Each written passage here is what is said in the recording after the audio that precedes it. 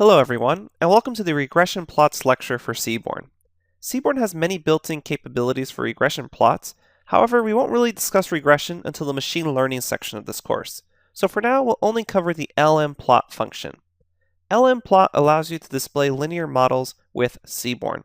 We'll also learn how to size and change the aspect ratio for Seaborn plots. Let's go ahead and jump to the Jupyter Notebook to get started. Alright, here I am at the Jupyter Notebook. I went ahead and imported Seaborn, called matplotlib inline, and I've loaded up the tips dataset that we've been working with. Let's go ahead and show you how to use lmplot to make a very simple linear model plot. You just call SNS lmplot, and then what feature you want on the x-axis versus the y-axis. So let's go ahead and plot total bill, and on the y-axis we'll go ahead and call tip. And our data source will be tips. If we go ahead and run that, we see we basically have a scatter plot with a linear fit on top of it.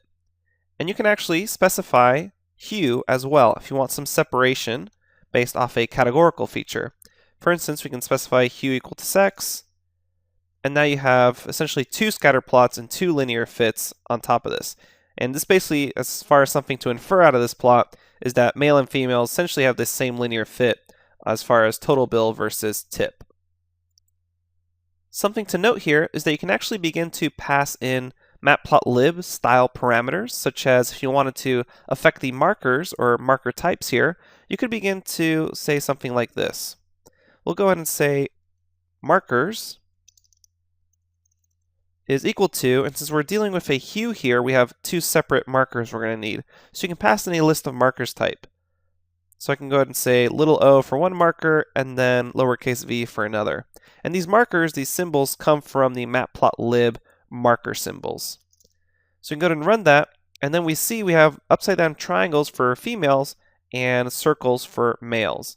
Now if that's actually not large enough for you to see, you can go ahead and begin to add in what's known as a scatter underscore KWS parameter. And basically what that means is I can actually pass in matplotlib parameters even more directly into the plt.scatter call. So what Seaborn is doing with this SNS lmplot is it's actually calling matplotlib very much under the hood. And if you want to affect matplotlib directly from Seaborn, what you end up doing, and this is kind of on a case-by-case basis, so you have to reference the documentation as necessary, but if you want to, for this case, affect the scatter plot, you're going to pass in a dictionary. So I can go ahead and say S dictionary and change the size to something like 100, and this will actually affect the size of these markers. I'm going to go ahead and run that to show you, and now I've made the markers a lot bigger.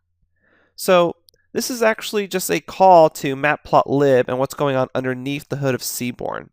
In other words, you're just passing in a dictionary with base matplotlib arguments, and in this case it's S for size of a scatter plot. In general, you probably won't remember this kind of thing off the top of your head, but instead reference the documentation. And you probably won't be customizing to this degree that often with Seaborn. You'll go ahead and customize your data first before doing this sort of action. Let's go ahead and show you a couple more options here in case you don't want to mess around with marker sizing. You can actually use a grid instead of separating by hue. So you can add more by saying sns.lmplot. Let's go ahead and copy and paste the bill, tip, and data. And what we're going to go ahead and do is, after seeing this, instead of specifying something like hue equals sex, which changes the color hue, you can actually start calling factor or grid plots by saying col equals sex for columns. And now you have two separate column plots here separated by the sex category, so male versus female. So instead of separating it by color, you separate it by columns. And you can continue this sort of logic on rows as well. So if you wanted to add in another variable to see, you can say row is equal to something like the time column. And now you have rows and times. And this is essentially just doing the grid calls and the facet grid calls that we learned about earlier in the grid lecture. But it's a little more automatic because you're just adding col and row to the lmplot call. So it makes it a lot easier. And that way you don't have to deal with facet grid all the time.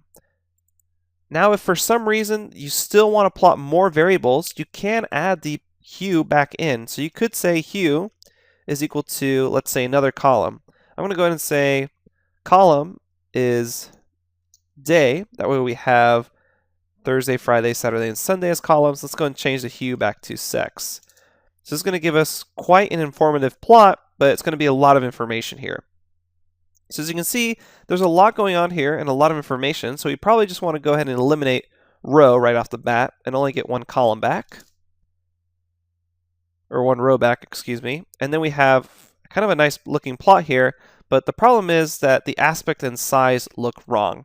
So seaborn figures can have their size and aspect ratio adjusted with size and aspect parameters.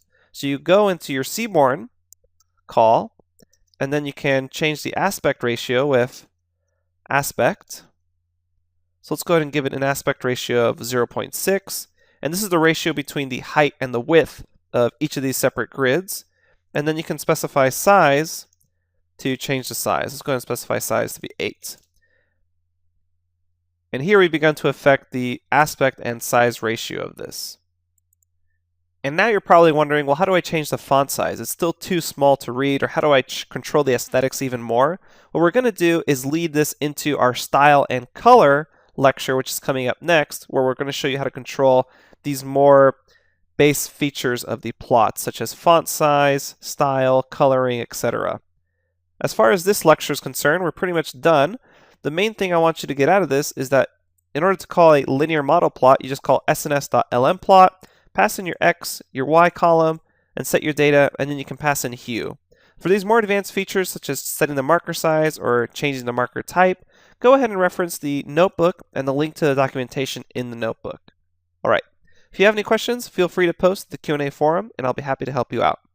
Thanks, and I'll see you at the next lecture.